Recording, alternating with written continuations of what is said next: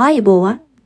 අද අපි කතා කරන්නේ බෙරළිහෙළ සිත්තරමය ලෙස හැඳින්වෙන දුටුගැමුණු මූලික පිරිවෙන ගැන.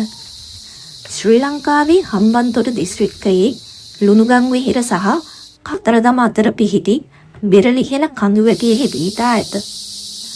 මෙම ස්ථානය ක්‍රිස්තු පූර්ව 250ට අයත් බෞද්ධ භික්ෂූන් වහන්සේලාගේ වාසස්ථාන ලෙස භාවිතා වූ ස්වභාවික ගුහාවලින් සමන්විතය. මෙම ගුහාවල අභ්‍යන්තරයේ පැරණි සිතුවම් සහ ලිපි සටහන් දැයි විශ්වාස කෙරේ. ඒ නිසාම සිත්තරම යන නාමය ලබාගෙන ඇත. මෙම විහාරය දුටුගැමුණු රජතුමාගේ සමයත් එක්ක සම්බන්ධව තිබෙනු ඇතැයි ජනප්‍රවාදවල පවතින අතර ඔහු මෙහිදී භික්ෂූන් වහන්සේලාගේ උපදෙස් ලබාගෙන ඇති බවද කියවේ.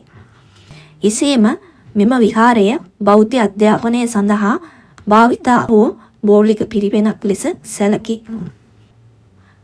මෙම ස්ථානය නිවන් මඟ පිපෙන අතිශය නිෂ්කලංක පරිසරයකින් වට වී ඇත. මෙම විහාරය ඉතා පැරණි නිසා එය සංරක්ෂණය කර තිබෙන්නේ ආදි බෞද්ධ සංස්කෘතික උරුමයක් බවද කියවේ.